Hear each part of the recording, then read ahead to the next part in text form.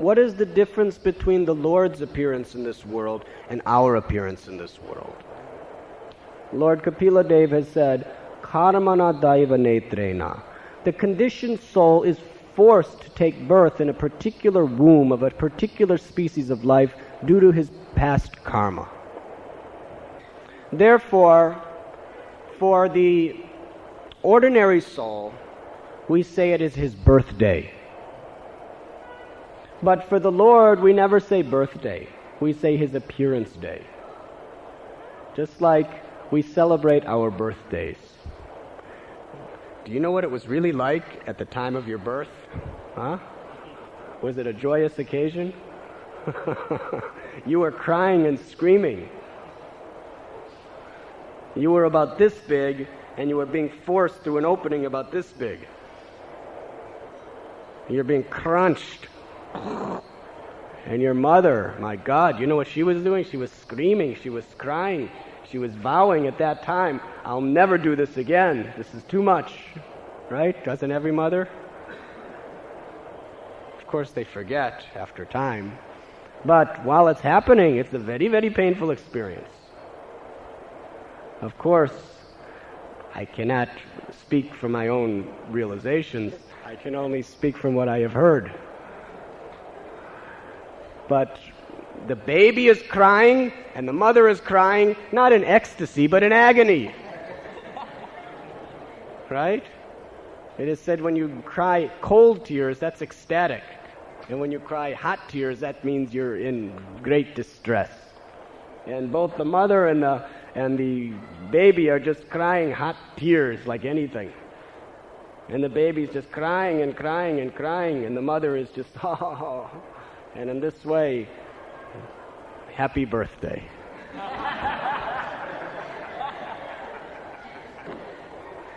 And we love to remember that day. Every year we celebrate that day. Fortunately, we forget what it was really like. But we read when the Supreme Lord appears, it is altogether different. He is not forced to take birth because of his previous karma. He appears in this world by his own sweet will. He appears in this world to annihilate the miscreants, to deliver the pious, and to reestablish the principles of religion. But actually, does the Lord have to take birth himself to perform these three activities?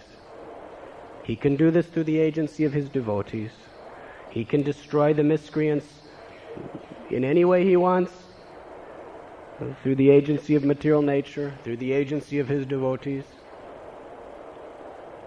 He could deliver the pious through the scriptures, through the saints, similarly reestablish the principles of religion. The actual real reason why the Lord has to come is to attract the minds of the conditioned souls to his divine form, to his divine pastimes, and to his divine Lila. And the more we understand how the Supreme Personality of Godhead, Sri Bhagavan's Lila, is completely transcendental, it is a total spiritual experience, to that extent we become spiritually purified. And therefore, the most important activity in our life is to hear the glories of the Lord and to chant the glories of the Lord. But we must hear from authoritative sources. Otherwise, you will not get the proper understanding.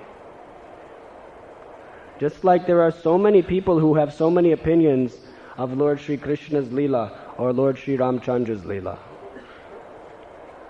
You cannot understand the transcendental nature of the Lord's appearance and activities unless you hear from those who are coming in a disciplic line of self-realized souls.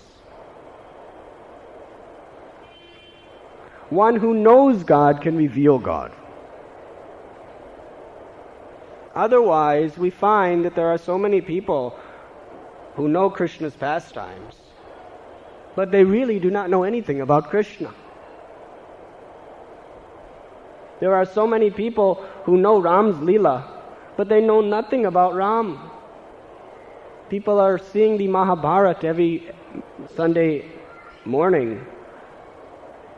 And as they're watching the pastimes, many of the depictions of Mahabharata are actually what is written in the book. Some of them are changed, but many of them are just like it is in the book. But whether it's a little changed or just like in the book, either way, most people cannot really understand what's going on internally. They just see it as an entertaining story, and they think because it's about God, it must be pious. But do they really understand the message? Do they really understand the nature of the Lord's activities in these divine Leelas? It is impossible to understand without the explanation of the self-realized souls, or those who are acting on behalf of the self-realized souls. So therefore, to hear the glories of the Lord in the association of sincere devotees of the Lord is the most important part of our life, because it is only through this process that we can understand the transcendental nature of the appearance and activities of the Lord, and it is only by this process that our mind becomes attracted away from the temporary pastimes of this world and attracted to the lotus feet of the Supreme Personality of Godhead. So tonight, we are most fortunate. We are gathered together on the most sacred occasion of the appearance of the Supreme Lord, Sri Hari, as he appeared in his most beautiful and merciful form of the son of Dasarat, Sri Ramchandra. You were listening to Radhanath Swami on devotionalnectar.com.